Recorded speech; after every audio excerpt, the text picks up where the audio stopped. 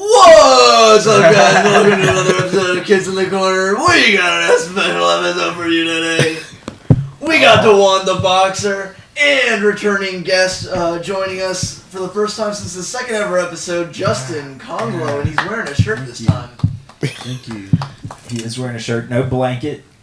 Y'all had a similar day today. Y'all went parading last time. I believe it was the red dress run. It was the red dress run. It was right after that, and today y'all went. How was the parade today? Any nice knockers out there? Just any tits? No, actually. No.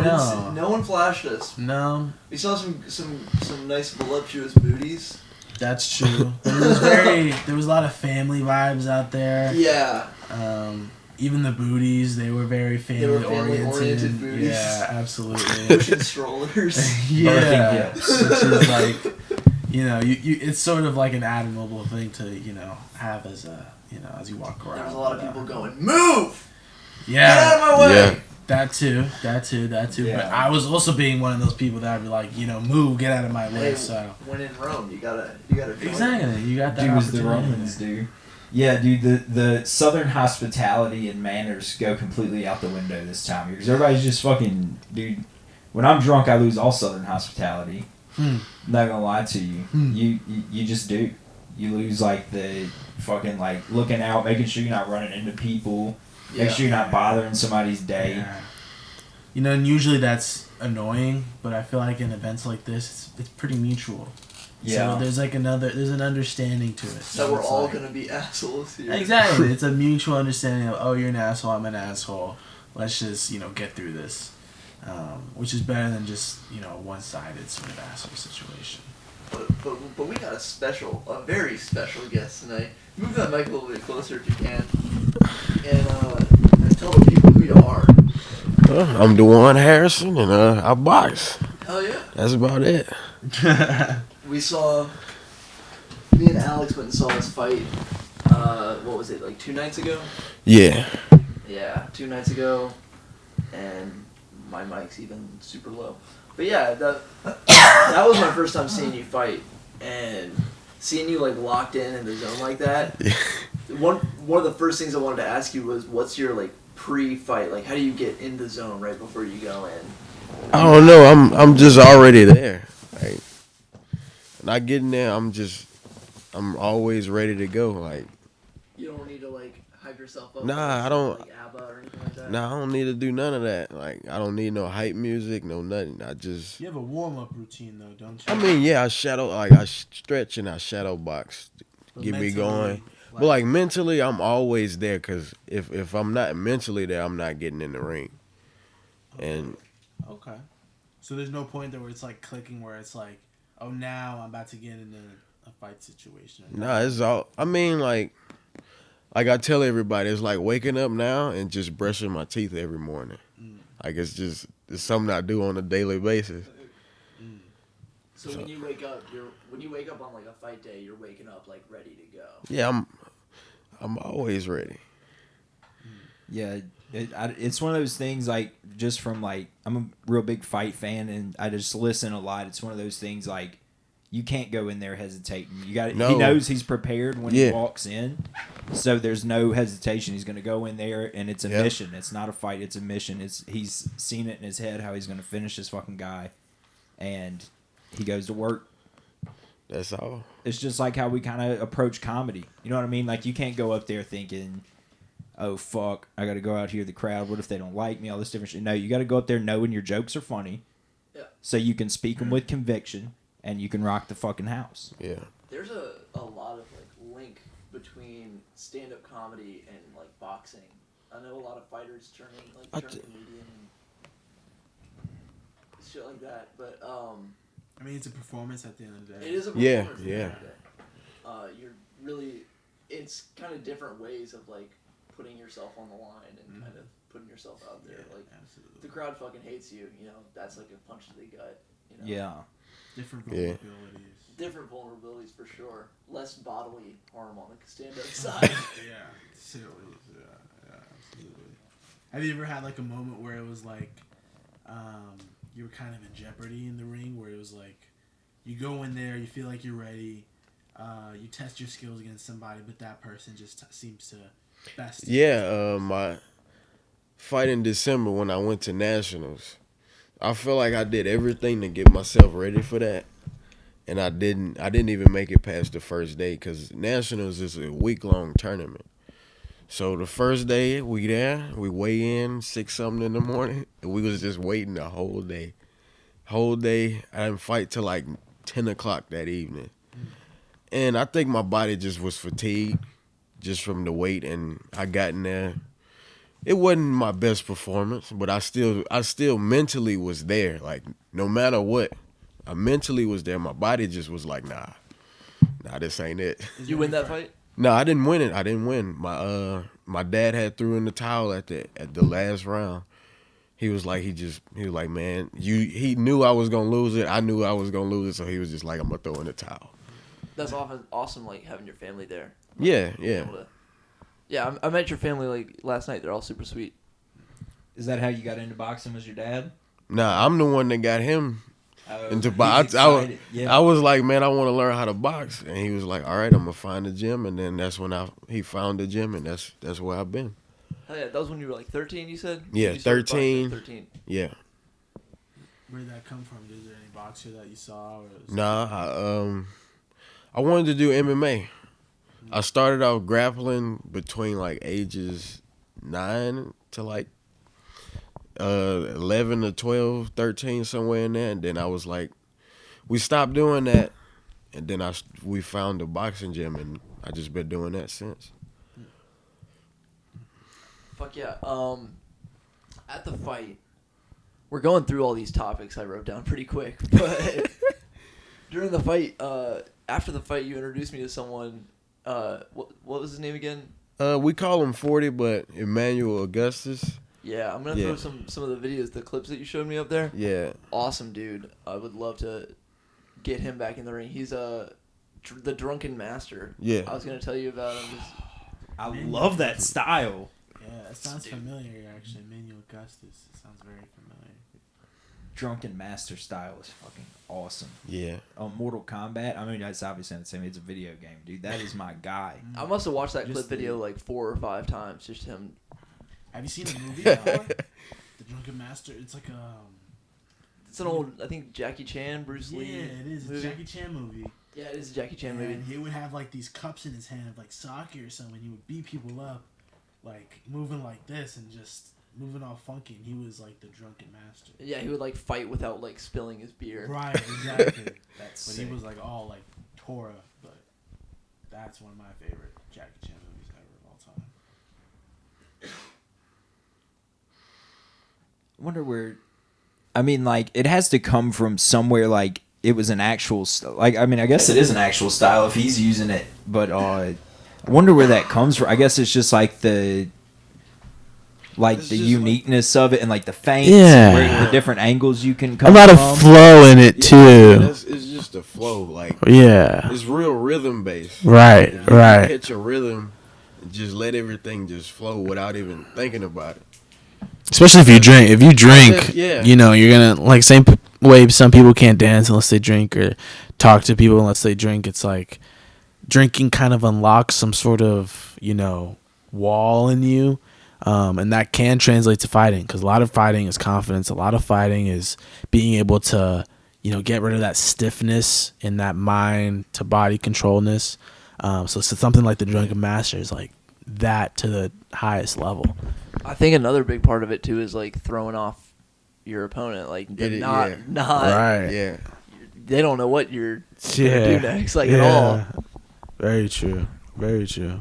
And that's kind of a link to stand up too, like keeping the audience on their toes, keeping some people can't do stand up unless they're hammered, you know.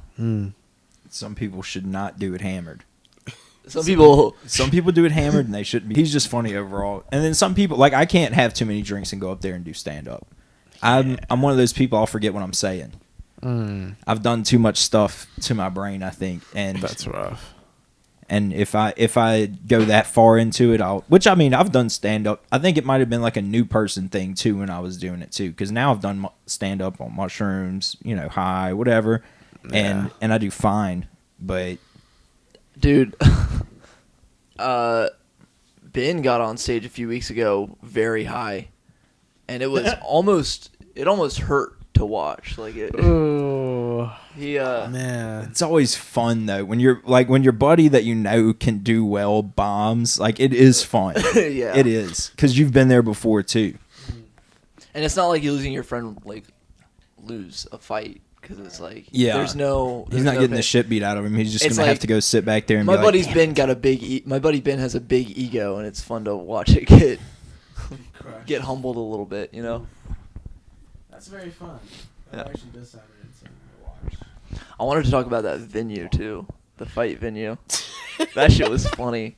That was so chaotic. It bro. was like a wedding reception hall. Yeah. They had to change the venue at like last minute. Like literally that night before, we woke up and saw they changed the address, and we like, okay. And we get there, and it's a reception hall. Ring in it. Yeah, Yeah. they had to set the ring up. So the people that was setting the ring up, they had to cut the little stands to make it shorter, just a little shorter, so it didn't touch the ceiling. They had to cut the legs of the Yeah. Jesus. of the Yeah. of the ring. Yeah, Did you have like an area where you could like hit pads before? I just went outside, bro. We didn't have nothing. I went into the front parking lot and warmed up. Yeah, it was literally just rows of chairs around. But it's All I right. mean it's always like that. Like sometimes you get there and it's a chaotic because we got there for 9. That was the weigh-ins. They didn't even have a scale ready for us, so we waited like an hour or 2 before we even got on the scales. Oh, Then And we you're- that sounds miserable. And Yeah, you're at then- your weight, so you're Yeah. fucking waiting. yeah, then we got in there, people just all over the place, getting into it. They're trying to make matches happen. But through all of that we still fought, so that's all that matters. It was an entertaining match. They put on a good show. How many rounds was it? How many rounds? Yeah. I did 3 2-minute rounds, but I was like the 22nd fight. I Yeah, think. so one of those. So I was way at the end of the list. Co-main event. Yeah, there's only two or one or two fights after you, right? Yeah. That was- Yeah, and that timing thing, because a weight cut is like such a timing issue. Like it's timed out to the second. What is your weight cut like? Like, is it pretty severe? Well, not really, because I just been fighting at my walk-around weight. So Gotcha. only time I really cut weight if I'm doing like a tournament, because you have to be in that weight bracket. If you an ounce over, they not gonna let you fight. But far as like just local shows, you can kind of wake up at whatever weight and they match you close to somebody with that weight. Got you. So It's you like a didn't- catch weight fight. Yeah. So you didn't know who you were fighting that morning? No, I knew. So for that event, I knew who I was fighting somebody, and we knew we was gonna be fighting around 140, and I came in at 147. So we was able to fight. As long as you within like 10 pounds up or down, they'll let you fight. So what division do you try to fight in when you do go to a tournament? You're trying to make weight. Are you trying to fight like 145? Yeah, Like around there? Yeah. Yeah, that's Still closer to my walk around weight. yeah. And you just Yeah. that's good because like you can still perform. Like the UFC guys, when you watch them they do go some get on the scale, dude. Crazy weight cuts, Mm-hmm. and then they come back all big and bloated. I'm like, Oh, dude. how y'all do it? Alex Pereira getting down to 185 is one of the wonders of the world. That dude is fucking insane. He's fucking like 6'4". Yeah, but he stands next to other 6'4" people, but he seems taller, almost like he's 6'5" or something like that. Which I Yeah. wouldn't be too surprised because even against light heavyweights, he seems to have some sort of size advantage. It's the Against distance Jiri. control, dude. It's the distance Yeah. control. Them leg That kicks too. that he has Yeah. are fucking insane. That's weird. You And I- can't find them anywhere. Like even when Izzy beat him, he just had to take those. it's like for things like that, a lot of that just comes down to how he was built. He is so uniquely built. Like for me, I see like his hips are so high up on his body where he can just whip his leg around and calf kick somebody like it's nothing, like it's coming out of nowhere. And when your hips are that high too, you can kind of just torque them like at a very short distance, and then you're connecting and generating a lot of force. That's why I think his left hook is so crazy. But having hips like that high and being able to just, torque your body in such a way that it's, A to B, 0.2 seconds, and then boom, you're out. It's kind of like me. I got long arms for a short dude. Right. That's Yeah. another Like I thing. got some real like That's I can another almost touch my knees standing up. I saw That's that. how You got some long- range. Yeah, Yeah. I got. So it is a little benefit to having that. Right. Absolutely, especially when are there dudes that you're fighting that are trying to make those crazy ass weight cuts so that way they can be in a lower weight division? Sometimes, yeah. Especially like more, like I said, for tournaments, because you want to. With boxing, you want to try to be as light as possible. So sometimes you get guys coming from like 160 trying to come down to 140. So yeah. Yeah, so that way they can just rehydrate and then be bigger than everybody else. Which I mean, like Joe Rogan says all the time, it's kind of sanctioned cheating almost. Kinda, Yeah, but I mean, a lot of them there is a forfeit to that. Like there's something you're taking away when you're losing all that weight. You're not gonna be at the same level as if you're, at your walk around weight.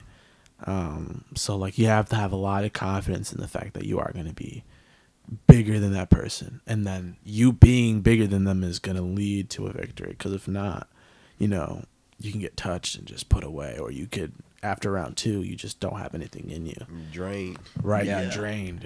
Especially in a tournament like that, because I'm assuming you probably fight like twice a day in some of those tournaments. huh? No, so you only can fight once a day. Okay. But like if it's a week-long tournament, as long as you win for that day, you get to go to the next day and the next day until you finish out that whole bracket. And then like for the 147 bracket, that's a real popular bracket. So if you winning every day, you're going to have to fight every day because there's a lot of guys in that weight class. You got to prepare your body for that.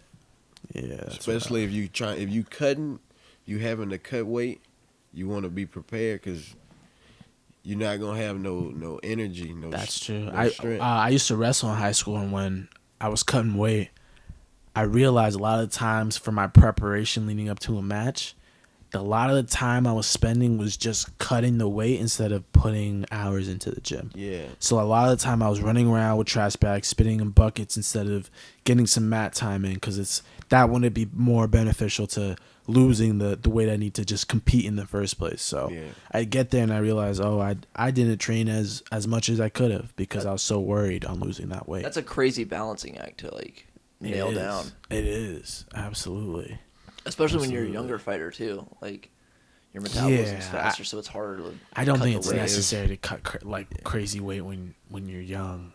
Like I think that's very unnecessary because your body's not even done, fully Still developing. getting used to being a person. Right, exactly. That's why we fight around, especially for young fighters. We fight at our walk around weight because we still all growing. Like you trying to cut weight and you just killing yourself. Yeah. Yeah, you don't want to. Yeah, you don't want to, because you're malnourished and severely dehydrated. Yeah, like affecting severely your And development. dehydrated. that's how injuries happen. That's how you see people get hurt in the ring. That's right. Because most likely it's from something they did before they got in the ring, and then they got in there and they get hurt. It snapped. Yeah. Oof. Balancing act, that's a great way to put it. Have you seen any crazy injuries firsthand? Yeah, I was at an MMA fight. I seen a dude get kicked. He had a seizure. I remember shit. that. Yeah. I remember one time at a boxing match, I seen a dude leg go out of place or something like that.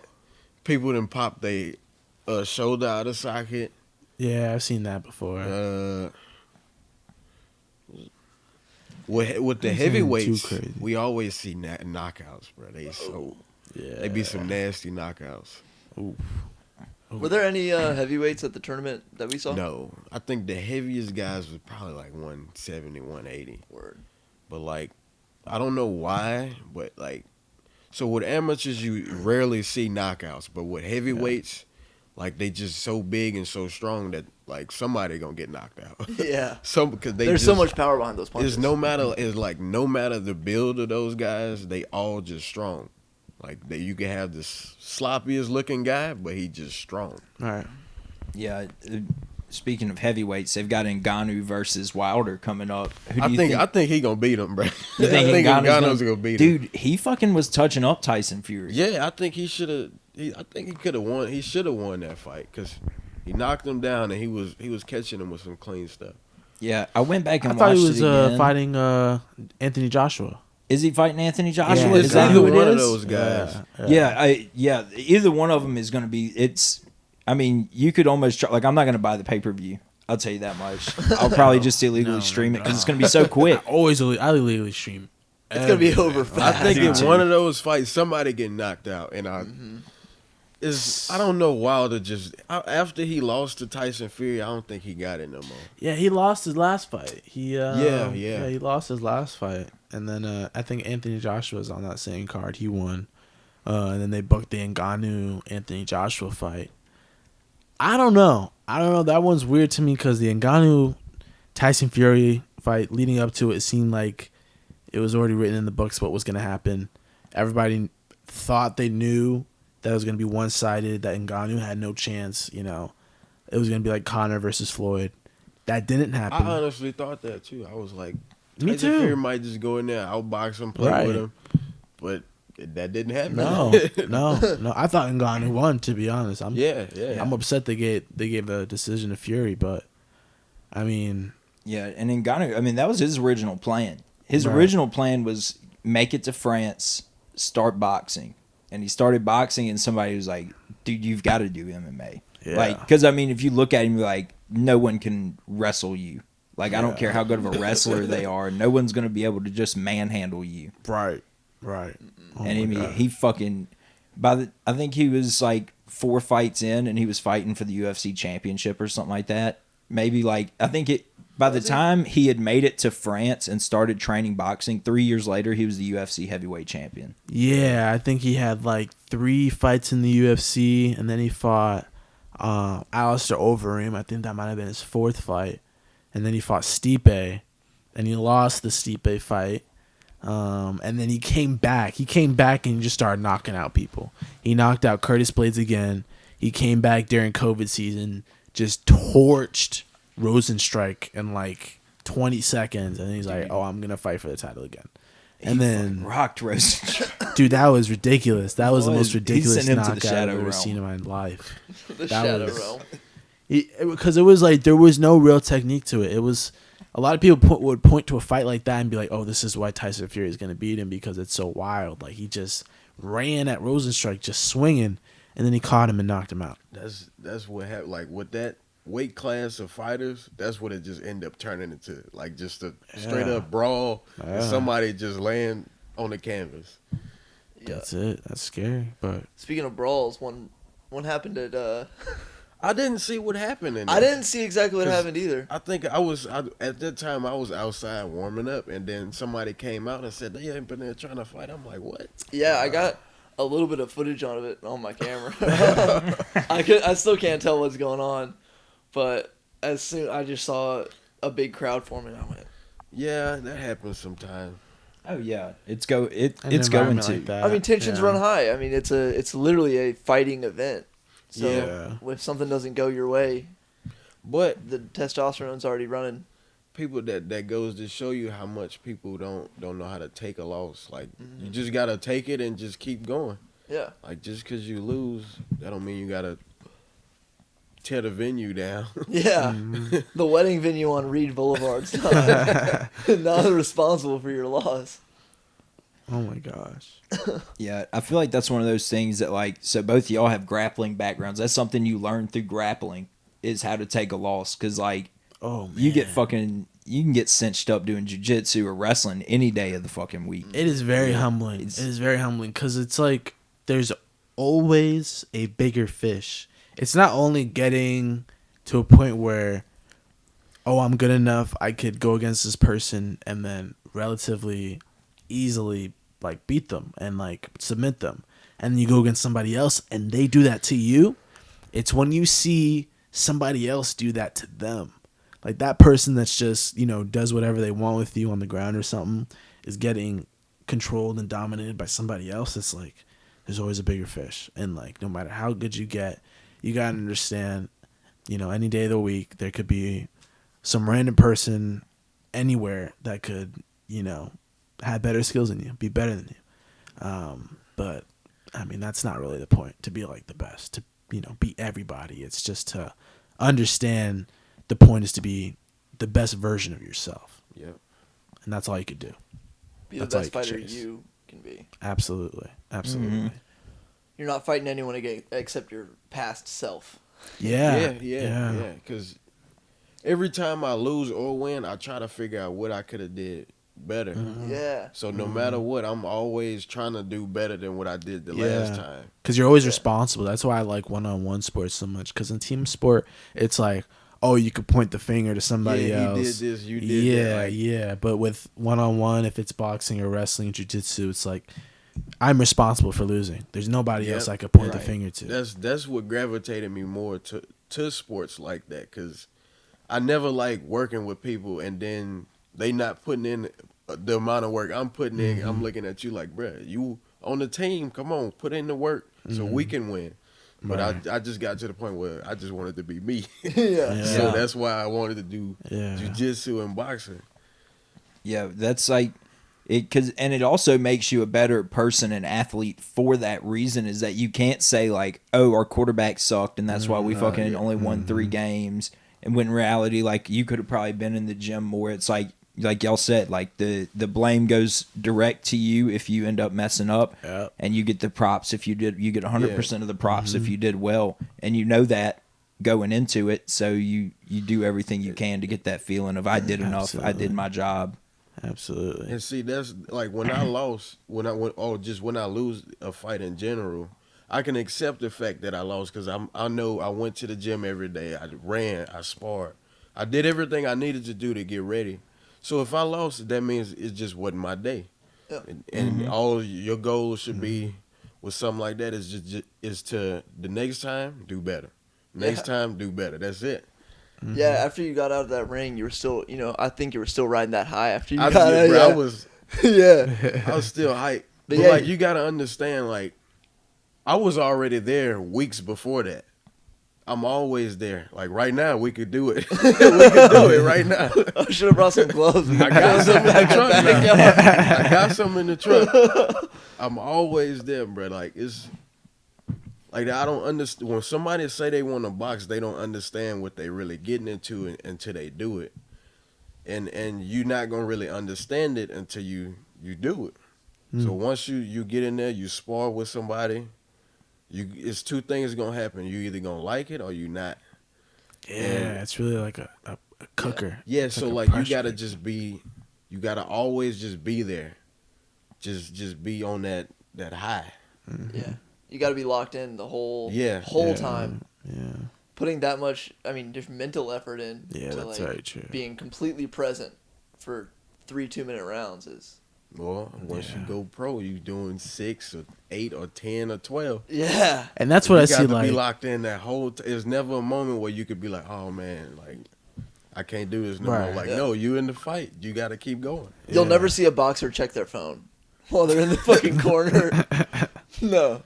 I feel like there's going to be a couple generations from now where that does happen. Yeah, they are going to be. They can't help it. They can't help it. I'm gonna get my phone right quick. Dude, there's something. Who's tweeting? I'm a person that does it way too much too, dude. I have an atrocious amount of screen time built up. It's kind of from like podcasts, so like listening to podcasts and shit. But still, I know I look at my phone way too much. Yeah, I know I look at my phone way too much because I know more about what's going on in the world than everybody else. Like, I'll be like, dude, did you see this? And they, no. Like, I didn't see that. How did you fucking see it? Like, are you up to date on it? I was like, dude, I saw it on Twitter, Instagram, Facebook, and Snapchat. I got well informed by just... We're dialed in. You can't avoid... I feel like I'm the same way. And, like, I think about, like, maybe I think my biggest source of information these days is Twitter. Like, when I see news and stuff like that, I'm usually getting it from Twitter as far as what's going on in the world. And I'm like, I should delete this app, but at the same time I want to stay informed. And I thought about how my life would be infected without all the information I get from it. And at the end of the day, my life would be completely the same if I didn't know what was going on in Washington if I didn't know Joe Biden's son was doing, 30 ounces of crack every morning or something like that. You know what I mean? Yeah, for breakfast or something like that. If I didn't know, halfway across the world, some village is getting bombed over and over and over again viciously. And some, there's pictures of these terrible atrocities that I don't have any relation to. Yeah. And it's like terrible to think about. I don't want to like be ignorant to it. I feel like that's being like taking advantage of my privilege or something like that. But I'm thinking of what if I just, didn't look at the newspaper, didn't look at my phone, and didn't look at the news and just lived my life. What difference would that make? I feel like I'd be a happier person if I didn't scroll through Instagram reels all day. Yeah, especially with like that kind of stuff, like being on the brink of World War III, should we say? Like, at the end of the day, it's all going to boil down to you've got to take care of what's at your front door.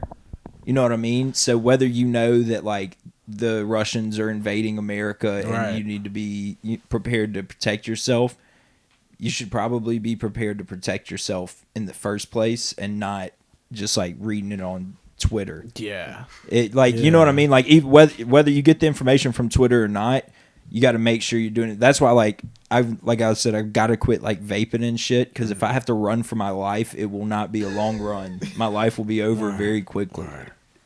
But I mean, we live in a time where like, at any moment somebody could just snap their fingers and you're getting some sort of weapon of mass destruction transported to you. And, a lot of times there's just nothing you could do about that. This is the way I feel about stuff. If it's going to happen, it's going to happen. What you going to do about it? I'm not going to... Exactly. I got that mentality from boxing, man. Like, if you're going to win, you're going to win. If you're going to lose, you're going to lose. Exactly. It is what it is. Not a lot of people are going to win a fight against a nuclear bomb. Yeah, what you going to do? Run? What are you going to do? You going to run? You going to run or are you going to fight? Yeah. And I don't think you can fight it. You can't fight no nuclear bomb, bro. That's what I'm saying. It's go come. Yeah, if it does come, I'd prefer it to hit me like dead on the forehead, honestly. I don't want to be like surviving on the outskirts of that, dude. Radiated. That's really the horror stories you hear from. Yeah. Like, but also, it would be kind of cool to live in like a post-apocalyptic world. Mad Max is one of my favorite movies. Just be full zombie land. It's a great movie.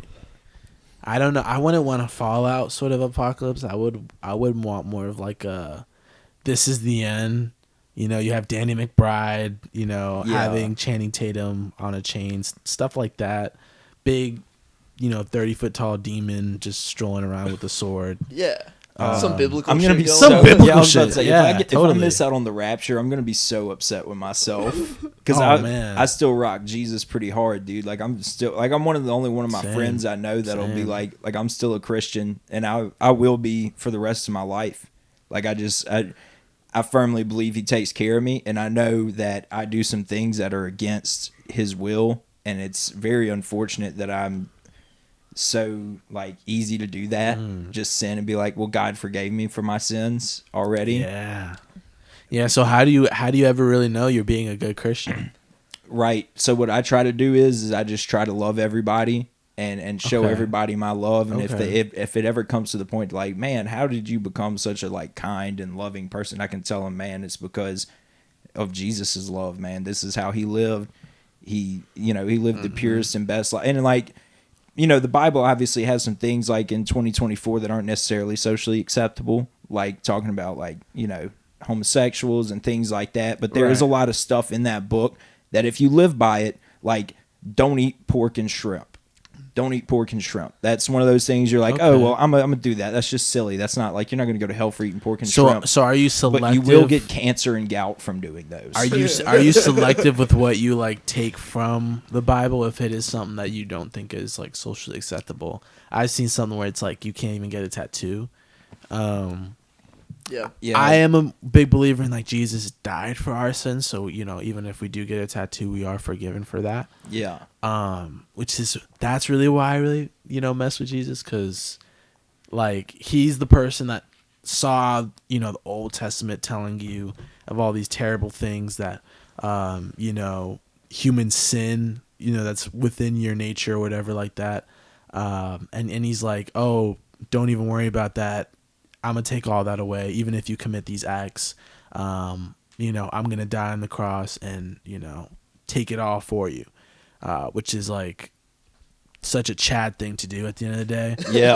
like honestly, like No, just bro, he's I'll just a take cool it. guy. Nah, bro, just I a got cool you. guy. I got you, Yeah. bro. Like, oh, you wanna get a tattoo? You wanna wear clothes from the wrong sort of fabric? Don't even worry about it. I got you, bro. I got us some hookers. We'll wash their feet. It'll be awesome. Yeah, totally.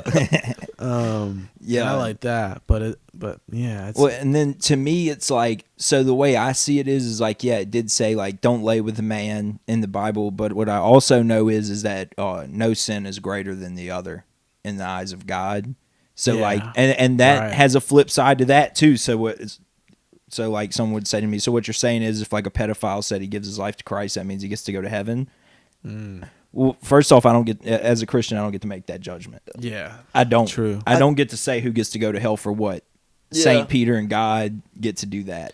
I think I saw like a TikTok the other day where that was like a mistranslation that like the don't lay with another man. I think it was like a mistranslation of the actual like Aramaic or Oh yeah, Greek that's another word thing. was like don't Yeah. lay with a boy.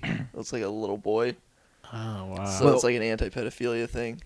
And the unfortunate thing I've had That to is a realize huge about thing. like parts of the Bible as well is that it was written by a bunch of guys a long fucking time ago and translated from a different language to one language, and then in some religions. You can't imagine the- the corruption that goes into that as well. Oh, dude. Oh, yeah. Well, like the whole Catholic religion, like coming, and it happens with like other denominations of Christianity too. But like, dude, priests were running game off of being the only ones that knew how to read and write, and Yeah. like saying that certain things were part of the Bible. Like you had people that were all Catholic from different places, and they're following different sets of rules because it's just like whatever the priest says. Yeah, dude. because you if you gotta fix something, you gotta send a guy on a horse.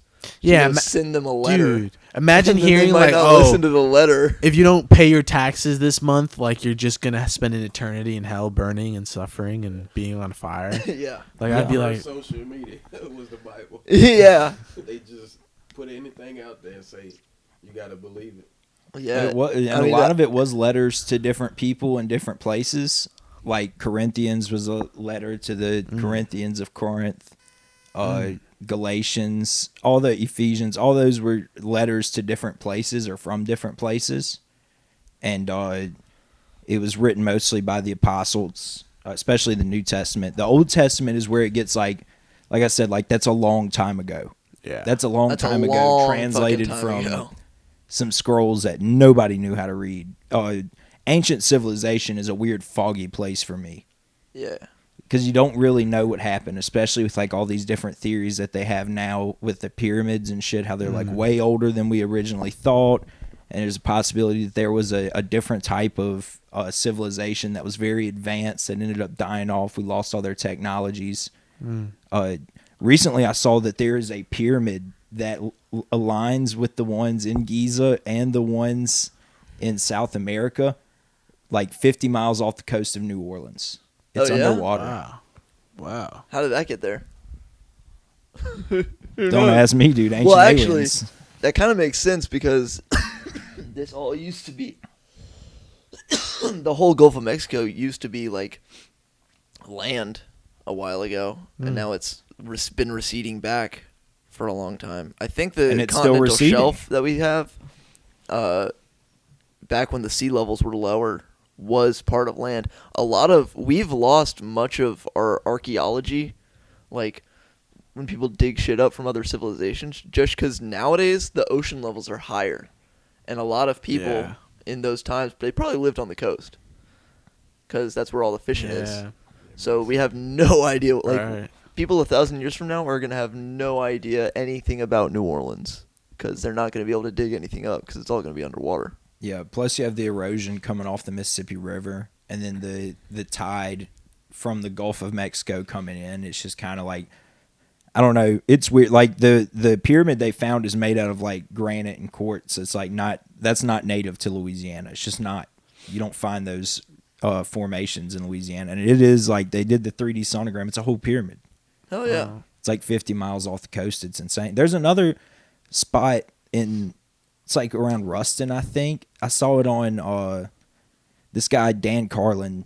he came up with this theory. I think he's the one that came up with the Younger Dryas impact theory, where like an asteroid hit the Earth and it started a big flood, and that was like the Great Flood from the Bible. And it like totally wiped out civilization down to 1% of the population, and we rebuilt from there. And we lost all kinds of technologies and things like that that are usually blamed on the burning of the Library of Alexandria. Yeah. It's hard to know at that point. Like, you know, I'm not one to be very mistrusting of like what historians tell me. Because at the end of the day, I really do believe people are very passionate about history, and like whatever they're, you know, getting into is like really like the best, you know, facts I guess we can get. But when it comes to that, it's like almost like a guessing game. Yeah. Like you kind of just look at all of these clues and try to put together a puzzle, and it's just there's so many different pictures you could paint. There's so many different, you know, avenues you can go to, and it's like, yeah, it's all say? perspective based too, Yeah. because you're basing it off a person that accounted the events from their perspective, and it Right, could be totally right. different from the other person's perspective, from the other side Yeah. of history. Yeah. But the winners get to write history, and This is true. and that's just how it happens. So that's how we ended up here. And we're very much, you know, we're creatures of exaggeration. I mean, we love entertainment. We love to make everything dramatic as well. Love a good story. Love a good story. Stories are our thing. I mean, that's why religion is so popular. That's why the Bible is, you know, transcended time the way it has, because it's That's why just we love such. watching fights, because that's a story. Like, Yeah. You Yeah. get to know these two people duking it out. And it's Absolutely. a competition as old as time too. Like it's One of the it's- first sports, probably. I Yeah, mean, it's one of the first things that somebody got to watch. Like it, Mm-hmm. like because I mean, so from my point of view, we were all created in the image of God. So we started at man. We didn't evolve from whatever bipedal hominids there were walking the earth. But if there were bipedal hominids, and they couldn't really talk or anything like that, and they were existing amongst each other, and they started starving, and like one of them was like hanging out in this fruit tree, and he would get pissed off every time that the other one was like, hey, can I get some? Like, fuck no, dude, I'm gonna starve like you if I don't get this fruit tree. And there's the first fight, and another guy saw it happen, and I was like, that's awesome. And let's started do eating that sick. all the time. That's sick. Have you ever seen two bears fighting? Yes. Two brown bears? Oh yeah. Oh my gosh. It's That is insane. intense. I wonder who the first guy was. The first guy to watch a fight and be like, "Are they the same weight exactly?" Like, Yeah. We need to make them weigh in. We need to make them dehydrate themselves. Whose idea was that? I don't know, dude, because I think it had to have come from like guys who were like tired of getting faced up against these animals of fucking people in like the fighting pits in Yeah. Rome and shit, Yeah. where it's just like, look, dude, like maybe one of them guys like, dude, it is way too hard to fight fucking 6'4" dudes. I'm 5'10". I know I can kill a motherfucker usually, but like these other guys, it's just not fair. We're losing a lot of good guys. Mm. The gladiator pits. Dude, the gladiator pits are Gladiator fucking pits, insane. That's insane. Yeah. Getting thrown out there to lions. Like, let's see if you They can didn't really kill care 4 much lions. about weight classes either. I mean, it was like, you're a guy, you got some armor on, give you a sword. Here's a elephant. You know, deal with it. Get crushed. Yeah. Don't get crushed. Yeah. That's another weird thing with like the missing technologies. You know how much it would cost to like, if they went to Allegiant Stadium where they just had the Super Bowl, to flood that motherfucker, put pirate ships in it, and show naval battles for spectators like they did in the Roman Colosseum. Yeah, they flooded the Coliseum and had boat fights in it. That's a real thing they did. Like Wow. that'd have to be $1 billion project. Oh, I'm sure it was Now, like their. they- It was. yeah. I'm sure it was like their Olympics, like their Super Bowl. I'm sure they spent a shit ton of money on that shit. Yeah, but like They had to that must have been redirect the so sick, aqueduct. though. just that we're dude. just kind of like told like, oh, they just flooded it. Well, like, yeah, how they keep all that water, enough water for That's sick. naval ships to be in? That's insane. Yeah, that's I've- a huge amount of water. It's a lot of water, and then you got to get the boats in there. And then how do you get it out afterwards? Maybe Yeah. they were smaller boats. Yeah, they had to have been pretty small boats. Yeah, That's something else too. That's the thing. They had a lot of fucking free help back then too. Yeah. that's true. They didn't have to pay anybody to do that shit. They could just say, "We'll kill you if you don't." They're- Yeah, Just conquer the people on the next mountain over and make them do it. true. Dude, when you were talking about pre-human hominids, we found the oldest wooden structure ever built. The oldest known wooden structure. It was 400,000 years old. What was it? It's just like a wooden platform. It was they kind of figured it out. It was like Like a stage? Party deck. No, it was on I think it was like a fishing deck on the side of a river. It was like a wooden platform that was on the edge of a river, so they assumed that it was there for like fishing. But it wasn't built by humans, because humans only existed as we know them around 200,000 years ago. So it was a different group of those early hominids. Yeah. Those human likes. Bipedal hominids. And I know that I have to eat my shit on the fact that they're scientifically proven was bipedal hominids that Yeah. people lived along There are a lot of different when it types. comes to the Bible and Adam and Eve and stuff, but also like fuck those things. I never saw them. Like that shit. I don't believe in it. Dude, I wish I could meet one though. Like that would be Yeah. something else. They're like little cousins almost. to The us. Florensis people, they're like 3 feet tall. Oh my gosh, Yeah. that would be like being in Dungeons and Dragons for real. Yeah, we got their skeletons. They're like hobbits. Oh my god. Yeah, I was about to say, apparently, That'd be like, so people say that they still see those. Like, they live on an island. Yeah, they're called gnomes. We call Yeah. them gnomes. Are or they the gnomes? gremlins. I don't know. Oh, But little people. they're running around. But yeah, Eating people gold. have seen them just like as much as people have seen Bigfoot, I would assume. You know, The Bible had. I mean, they mentioned a race of giants. they did. That's one of my favorite lines in the Bible is from that. Yeah. One of my favorite stories ever. When they sent the scouts out and they came back and one of the scouts was like, "Man, they got giants over there. We can't take it." And then Jacob comes back and he goes, "Man, they have grapes that 2 of us would have to carry. There's giants over there. Let's go take it. We can take it." And they went and took that shit, and that's badass. So it One makes of you them, think, one of them was like, we'd never be giants- able to take them. Those giants, those could be, those hominids, those ancestors that we're close to. Bigfoot. Bigfoot. There used to be a bunch of them.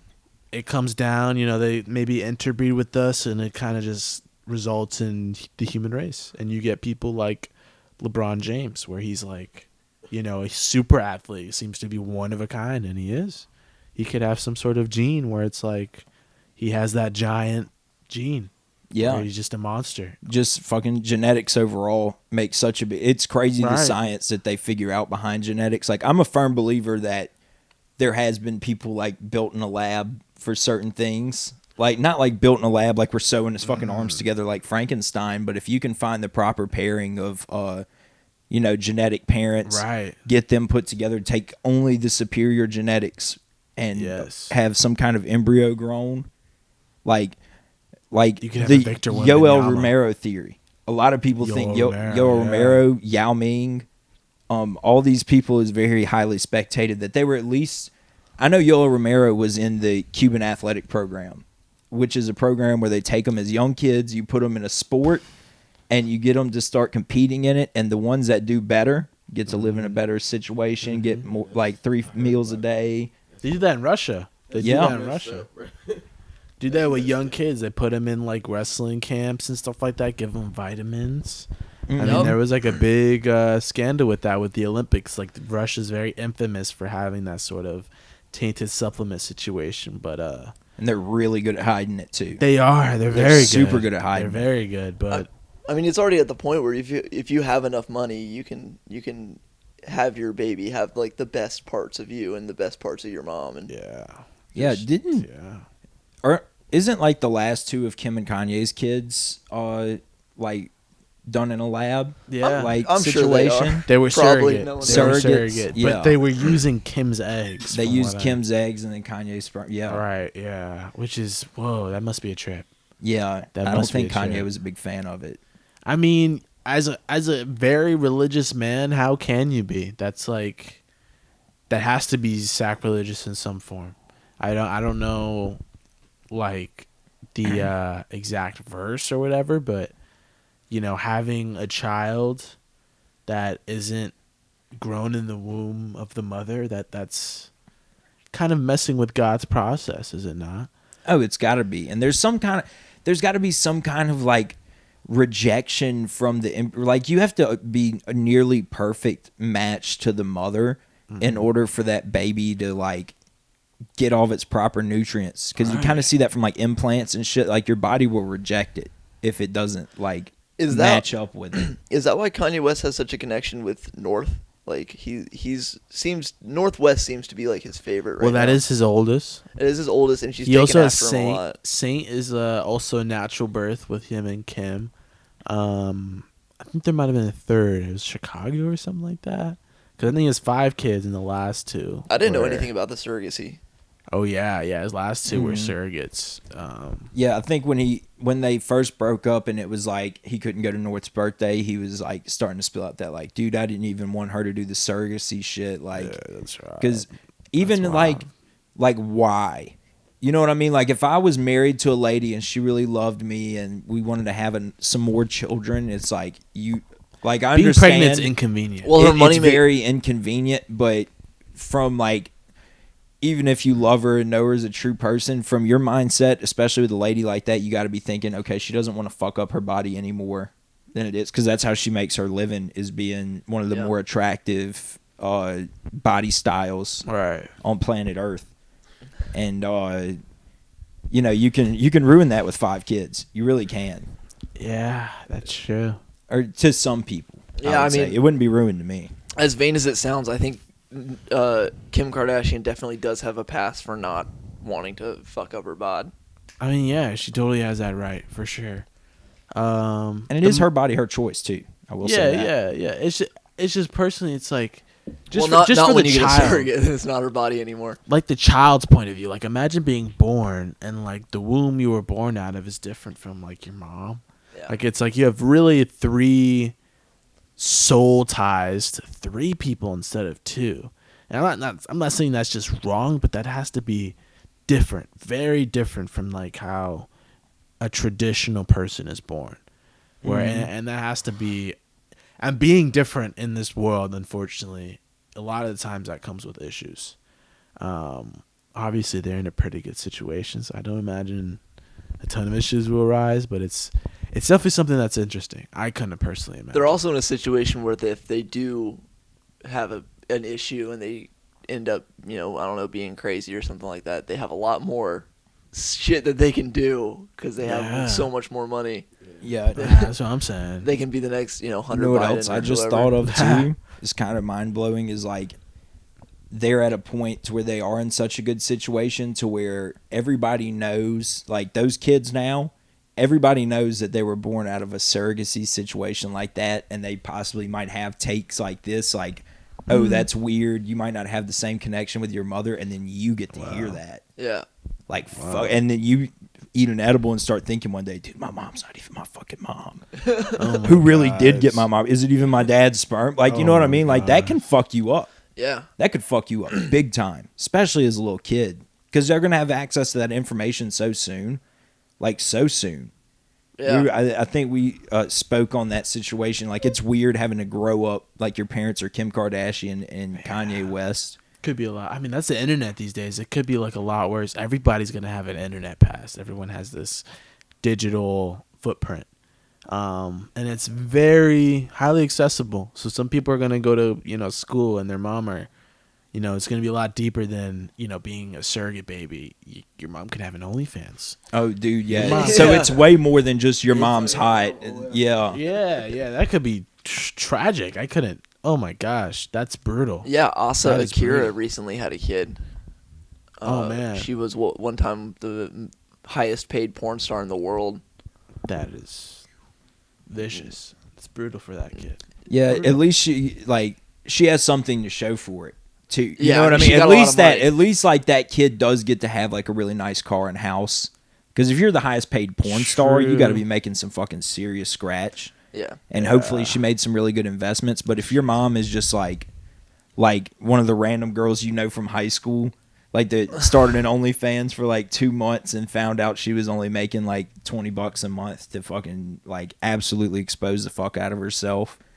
And she's just like, all right, I got to quit. But that's still out there. You know what I mean? Like people that knew her bought that OnlyFans, took screenshots, sent it to the group chat and was like, dude, look at this. We can see her tits now. She never showed us her tits in high school. Gosh. Now here they are on OnlyFans. I mean, and like the internet is a very fast thing, and like the digital progression is very exponential. My biggest fear these days is like AI and that sort of manipulation. Oh, and I mean, yeah, having no control over that sort of. You can make anyone's nudes and just post them online and make it look real as hell. Exactly, and you can make it sound like their voice. You can.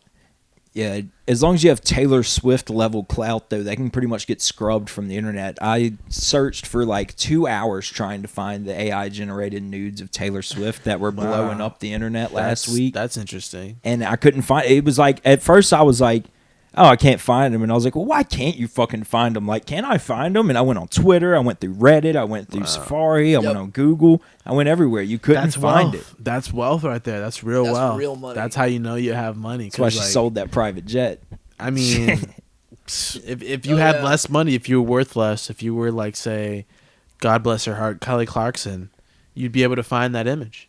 It wouldn't be too much of an issue for you because, I mean, I don't know if she has that sort of power. Who's really protecting Kelly Clarkson anymore, you know? Not We live Travis in terrible Kelce times. and the entire NFL. Right, and the government. Yeah. I mean, that was very fishy. Super Bowl, the script went crazy. It was a very good game. Don't get me wrong. It was a very good game, but The script did go crazy. it was like a movie. Yeah. It was the longest, second longest Super Bowl of all time, I think, officially. Was it really? Yes. Damn. One very, very long marketing, program at Oh, the man, end of the day. That's what it is. That's all it is. I The mean, Super Bowl commercials. not for the fans. It's The not Usher halftime performance was pretty fire. It was good. It was good. Even though I saw on Twitter yesterday that it was apparently a satanic ritual, it was pretty awesome. Everything's a satanic Dude, ritual these days. People on Twitter are nuts, bro. There's like he was singing "Let It Burn" and there was like a sun on the stage that he was standing on. Oh my god! And they were like, "It's a satanic sun ritual. This is Babylon." Da, da, da, da, da. And I'm like, God, damn, Everything's dude. a Who satanic watches ritual. the Super Bowl? Everything's a pagan something or other. Yeah. Ice Even Spice did this while she was in the fucking booth next to Taylor Swift. Just like she summoned a demon. she was and summoning just- a demon. Dude, gosh. she was just doing that. Like, people do that all the time. Like, being a rock star is, like, synonymous through all genres of music now. Like, people identify with that in hip-hop. I go into the, like, comedy spectrum. My comedy spectrum is comedy rock star. Like, I just, like, that's how I think of it. Like, when we're at a show, it's time to rock the fucking house. The ladies are going to dig it. Let's get fucked up. We're going to do the thing. Let's run this fucking show. And then at the end of every... Then at the end of every show, Crockett does this symbol, which means "Hail Lucifer." Yes. Wow. Everyone in the audience, not everyone knows, but then the people that do know, they know. His allegiances. Do you believe in that at all? Like there is like some sort of underground league that are looking to capture souls and sell. I don't think they're doing souls like hand and symbols. I corrupt think people. that there is a group of people whose best interest it serves to make everyone else poor so that way they can collect all the money. And the evidence of that is in the inflation in the U.S. economy right now and the proxy wars that are being started over natural resources. The slavery that is condoned across the fucking world to this day, child slavery. So that way we can have things like iPhones and electric cars and shit. It's very sad, and it's the wool is pulled over our eyes with shit like the Super Bowl and Usher's satanic halftime commercial. But once again, it's one of those things I can't control. So like, do I feel like I don't want to say I feel like I don't give any adversity to it. Like, you know what I mean? Like, I'm not trying to be indifferent. That's the word I'm looking for. Yeah. I'm not trying to be indifferent about it. It's just one of those things I can't control, and it fucking sucks.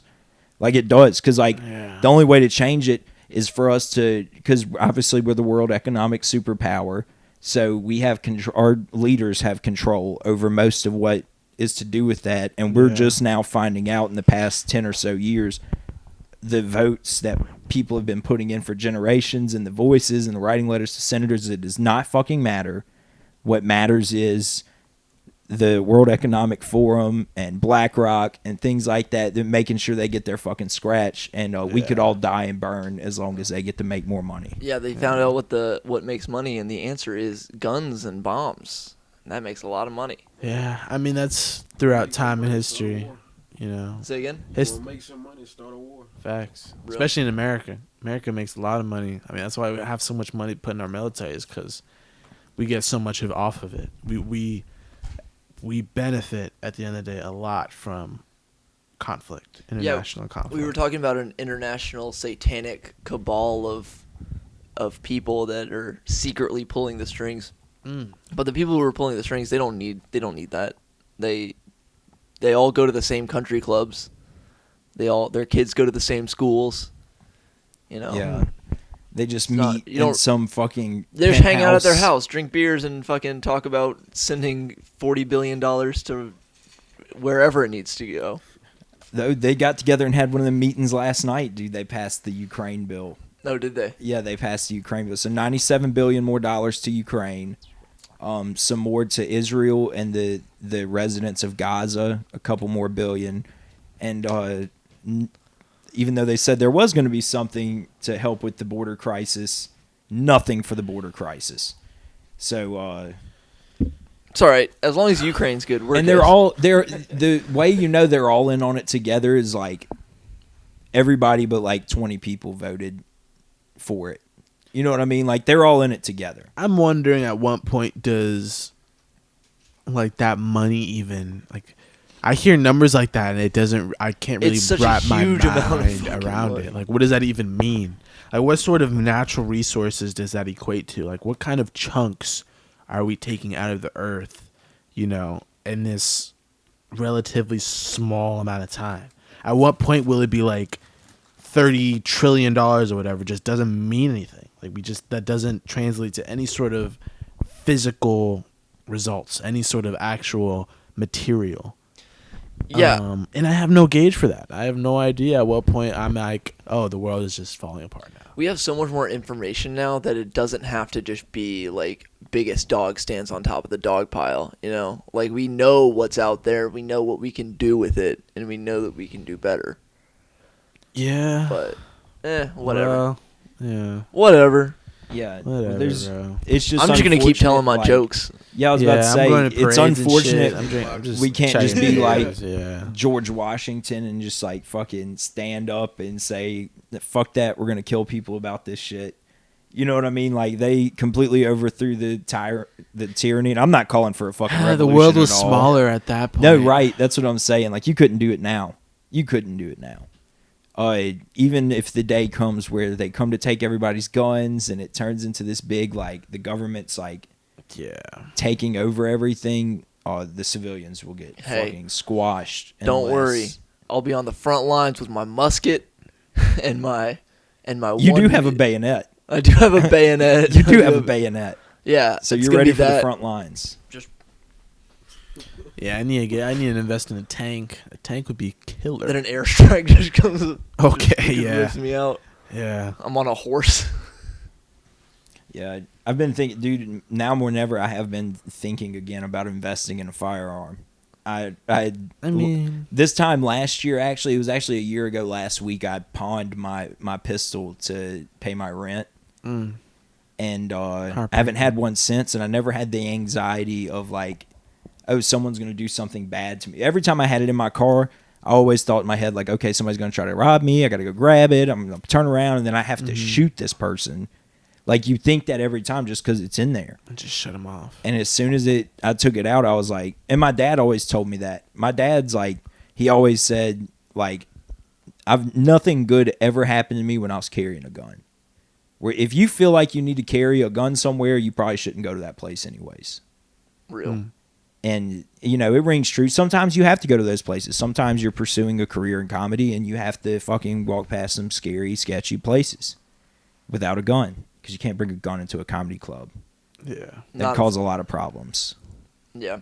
Yeah, guns suck. Not let them know. Wish we were back in those times where you could just, fisticuff somebody. Just Yeah, there was no worries. yeah, you can just put somebody in a headlock. They could pull out a sword and really fuck you up, but just start wrestling for 35 minutes and just like, yeah, I'm fine. It's fine. Like, don't even worry about it, bro. Like, instead of just 2 seconds later, you're shooting at somebody and killing them. Yeah. Right. And it is one of the unfortunate things that, like now, I mean, it's always happened, but, like, dude, 4 or 5 guys could run up on you and fucking completely beat the shit out of you. And they could possibly even kill you themselves just because they were like, we got to get away with this kind of scot-free, this mugging or whatever it's going down. And just make it happen fast. And the only way you could ever protect yourself in that situation is if you had a gun. Or if you're fucking Bruce Lee level with nunchucks. I mean, I always think if you're put in a situation like that, even if it's less than 4 people, it's like, just run. Like, that's the greatest skill you could have as far as survival, is being able to just outrun somebody. Like, that's what humans do. That's how, not only how we hunt, but that's how we survive, is just run. Just get the fuck out of there. Run faster than what you're chasing and run faster than what's chasing you. Right. That's exactly. the best thing you can fucking do. Are guns making everybody fat? Maybe. Yeah, lazy for sure. Yeah, you don't really see any like swole people like, toting guns around. They're usually pretty. Yeah, the comfortability of knowing that you could end all your problems with the pull of a trigger instead of going to the gym every day, busting your ass and finding a way to control somebody else's body or run away fast enough. Because, like, I was thinking about that while you were saying it, like, run, and I was like, fuck. Kind of goes back to what I was saying at the beginning earlier. Like, if I had to run for my life, it would be a short one. It'd be a 40-yard dash. Like, it just would. So, I have to, I mean, even if I was in top performance, I'm still just a slow-ass fucking dude, to be real. So, I probably need to lean towards the side of learning how to defend myself physically. And I've been wanting to do that for a while. I don't know. I can't be scared to fuck up my back. My back's already a little fucked up. I've got spinal stenosis and a bulging disc. Yeah. But I really do feel like I want to learn how to get into, like, I feel myself when I watch it wanting to learn how to wrestle, wanting to learn how to do jiu-jitsu, definitely learn striking. Like, that's one of my favorite parts about something like that is, I'm not going to lie to you, it's hard on the body, but it teaches you how to use your body. It teaches you how to effectively maneuver around innate, like, hindrances you have. I don't have great, my knees aren't the best, and I have to maneuver around that. I have to find ways to be effective without being heavy on my knees while, trying to strengthen them, maintain that. And that's, that's the process of just learning how to use your body effectively, learning how to, see what you're weak at, see some of your strengths. I have like very flexible shoulders, so I can be put in certain situations where I don't have to worry about getting like Kimura or something like that. Just because I know I'm capable of sustaining something like that. So I don't ever think you should ever move or be motivated by fear. Because that's, like Dune, that's the mind killer, right? That's, Dune reference, fuck yeah. Part 2 coming out March. Amen, brother. Hopefully we'll be back at work by then. They got Dune in the IMAX right now. I think I might have to pop out. Who knows? I might have to pop out. Yeah. I need some money. Bruh. Yeah, we're all just waiting for film to start back up again. Yeah. They're ready to get shipped out.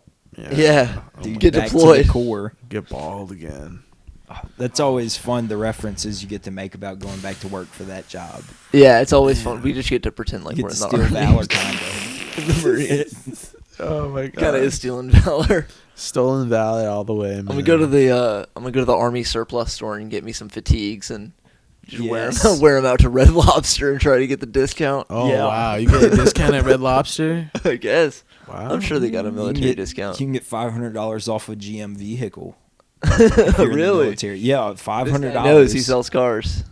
$500 off like a $90,000 vehicle. What's the proof that you need for something like that? You need proof? So usually just like a picture of your military ID. There's an authentication process we go through with ID Me. And you get authorization number. You type in like what branch, what's your MOS, things like that. and you get an authorization number, and then you get $500 off, which might cover like your document fees. Nice. Oh yeah, That's fantastic. Buying a car is very expensive, and I'm not doing my job as a salesman by making it sound like a pleasant experience, but it's just not. Especially in America today, it is hard for people to buy a fucking car. Facts. I will say that. It's just institutionalized debt. Like You're signing yourself up for a fucking like a real shitty situation, dude. Interest rates are way too insane. Like you're gonna look at that number. And that thing's gonna break at some point. Yeah. Oh It yeah, does. Yeah. Especially in a city like this. Oh my gosh. Somebody's gonna take it. Somebody's just gonna drunkenly crash into it. Somebody's just gonna break your fucking window. We had to put GPS trackers and all, and like now, like I have access to it. So all the cars that are in our lot, it has what's called Star Guard in it. I don't know if, I mean, it's got a window sticker on it, so I'm not giving up valuable information. But we've had so many vehicles stolen off our lot in the past couple months. It's kind of like we just got to have GPS trackers on them now, and everybody has access to it. If you Really, notice, people just go on the lot and like steal. especially Camaros. Whoa. Yeah, That makes Camaros, sense, though. they have to go behind like the back fence. Well, it's the last year for them. People love them. They're a high auto theft item. That's why the insurance on them are so high. Those Scat Packs, Trackhawks, Hellcats, things like that. The insurance is so crazy now because they're such a hot ticket item because they're all going out of production and people love them. People that pay a lot of money for them, and you can make a lot of money off of them. Especially, which we were a victim more of like a chop shop situation because they found the car. I can show y'all a picture of it in a second. It's a 2SS Camaro Coupe 2024, sick fucking car, and it gets stolen off our front grass. Somebody walks up there, punches out the fucking window. Wow. And then just hops in. They clip the OnStar, like how the Chevrolet, all the GM vehicles have OnStar. They take out both the modules, drive that bitch off, and then, you know, it's missing. It's up in the air like 3 weeks. The police know it's missing, whatever. Then we get another break-in one night.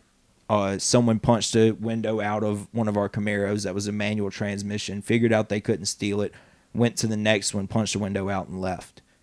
And then the next morning, the first Camaro that got stolen comes back. Dude, that bitch, everything but the fucking seats was gone. The seats and the roof, like it was just the chassis and the frame. Wow. Damn. They chopped everything. They found it under a bridge in the east. They dude. said, "I'll make Fucking- my own. I'll make my own Hellcat." Well, that's it, dude. When you're dealing with somebody that's professional enough to know how to cut out the OnStar modules, it's more than likely like a big operation. These aren't just kids like stealing a Kia to go for a fucking joyride. These are guys that know what they're doing. That's crazy.